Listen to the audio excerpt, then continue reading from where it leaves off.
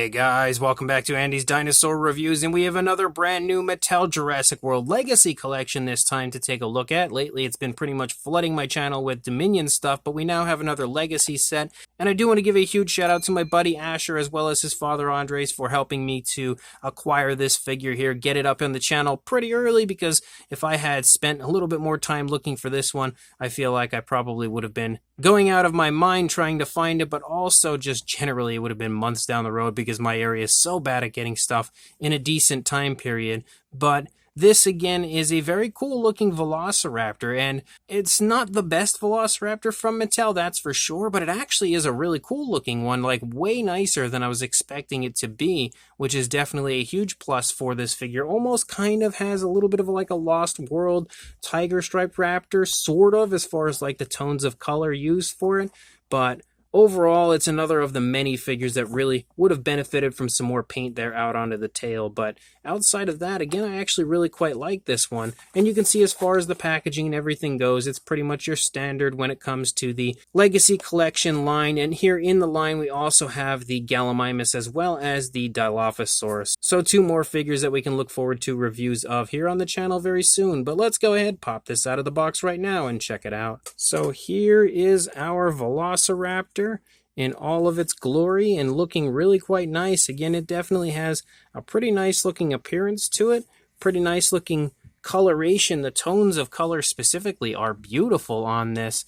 It really would have looked better with that darker brown on the top running out onto the tail, but even without it, it does still look really quite nice. And I would say probably one of the nicer Mattel Velociraptors we've seen in a little while. I think this sculpt has been released prior. It definitely looks like it has. I think I remember it a few times actually up until this point. So as far as I am aware, I'm pretty sure it's just a straight up repaint of previously released Raptor figures. But then again, all of the Mattel Raptors, there's been so many at this point, it's hard to tell if they're new or if there's anything different compared to previously released versions because they all kind of blend together.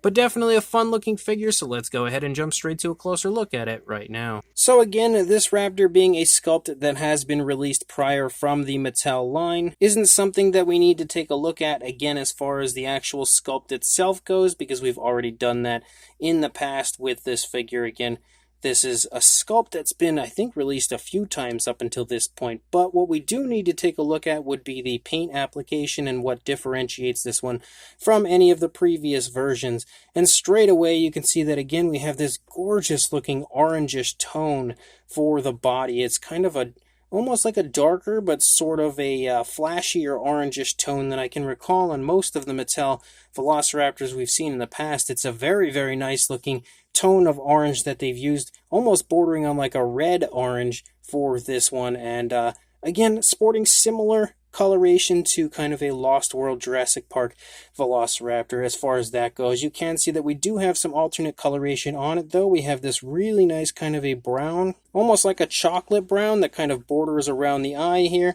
and you can see it stripes up into the palate. You also have some really nicely painted eyes with a green, but the pupil itself isn't like a black pupil. The pupil seems to be just that kind of brownish coloration, like that chocolate brown.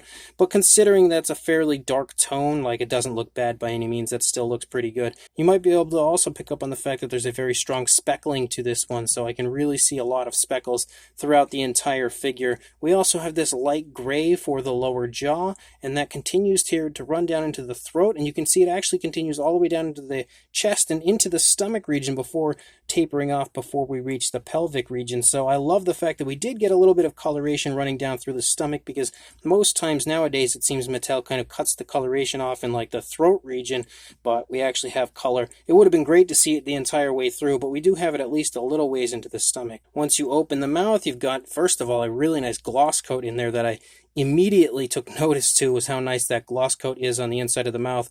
But you've got some nicely painted teeth, again kind of with like an off-white, not too far off from a normal white. Most Mattel figures kind of have almost like a yellowish tone to the teeth, whereas this one has closer to an actual regular white, but still slightly off as far as that white goes. And you can also see that we have a nice purplish tone for the inside of the mouth, and that actually does run to the upper side of the inside of the mouth as well, which is a plus.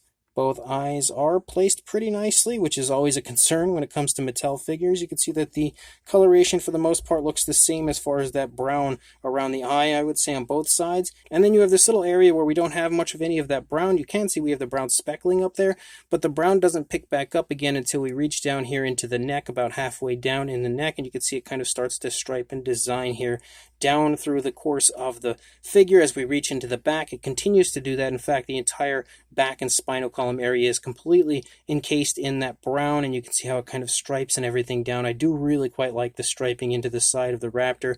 Also a beautiful smooth transition to the lighter underbelly of the figure, but again it kind of disappears very abruptly. It just stops right here past the hip region as we lead out into the tail, and then we do continue to have that speckling, which is at least a plus, and it's a pretty strong speckling. I don't know how visible it is on camera, but you can really see again that there is a very nice speckling to the figure overall. And unfortunately, outside of that though, there's nothing else color wise going on with the figure. The nails don't have any paintwork to them, neither the hands nor the feet have any paintwork or anything as far as that goes. Not even really a gloss coat like we sometimes see on these figures. So a little bit of a downside as far as that goes, because sometimes you do get raptors that have painted nails, but this one is not going to be one of them. And there is the Jurassic Facts app code if you would like to add this one to your collection. Get yourself this nice legacy raptor. But even though it's not the best raptor Mattel has released, it is actually a pretty nice looking one, and one that I'm definitely happy to finally have. As far as the articulation of our raptor goes, again, you have that super nice, very smooth articulation in the neck where you can completely swivel it around if you choose to. But again, you can also see that it can go up, down, left, right. It can look all over the place, which I love that articulation. Obviously, the articulated jaw, which we saw when we took a look at the inside of the mouth. You have articulation of the arms, forward and back, and out away from the body. And you also have articulation in the legs, which it's really stiff, doesn't want to go back all the way, but you can see again forward and back for the legs. Man, both legs are really stiff. And then you have a swivel on the tail as well, so you've got that going on. And we do have an action feature here, which is an okay looking action feature. As you can see, we have the arms that kind of slash at whatever exactly you're aiming them at. Not the best action feature in the world, but it's okay, I guess. As far as the size goes, we will measure it, though we don't really need to because it's the same size as pretty much every other mainline Mattel Raptor. You're looking at just shy of 8 inches, very close to 8 inches, or about 20 centimeters. And then for a height, a little over 3, maybe closing in on 3¼ inches, or about 8, maybe a tiny bit over 8 centimeters. For a size comparison, there is Mr. Papo T-Rex, the Attack Pack Colovosaurus, and Robert Muldoon from the Mattel Jurassic World toy line next to our brand new Legacy Collection version of the Velociraptor. But yet again, like I said, we didn't really need any type of a size, I feel like, for this figure, because we've had the sculpt in the past numerous times, but also just generally because every Raptor at this point is pretty much right here in that same similar size range. So this brand new Legacy Collection Velociraptor isn't anything super special, it's not anything amazing, anything to write home about, but it is still a pretty cool version of a Mattel Raptor. It's definitely not bad, and since the coloration is actually so, appealing, and honestly, a little bit of a feast for the eyes as far as that orangish tone goes. I really love the orange that they used on this, again, like a red-orange. It's definitely a Raptor worth picking up if you are still buying Mattel Raptors, because at this point, who knows, with so many that we have out. And again, pretty cool looking coloration that they chose for it, fairly reminiscent to a Lost World tiger striped raptor. I think the darker brown and the orangish tones play off of each other really well, and the lighter tone for the underside absolutely looks awesome in comparison to the orangish tone as well. So they really did pretty much pick perfect tones of color for the Raptor. As always, there's room for improvement when it comes to a Mattel paint job, because you really could have benefited from some painted nails on this one, and that's not just this figure, that's every Mattel figure that they release outside of the Hammond collection, because they usually do get the nail treatment, but we really need to start working on getting painted nails on all of the figures. That would just really, again, improve the overall appearance of the figures, but also some more of that darker brown running out onto the tail I feel like could have made a huge difference in the appeal factor of the figure. On top of that, it still looks nice without the darker brown out onto the tail, just because there's the very cool speckling, but it would have been a lot nicer had that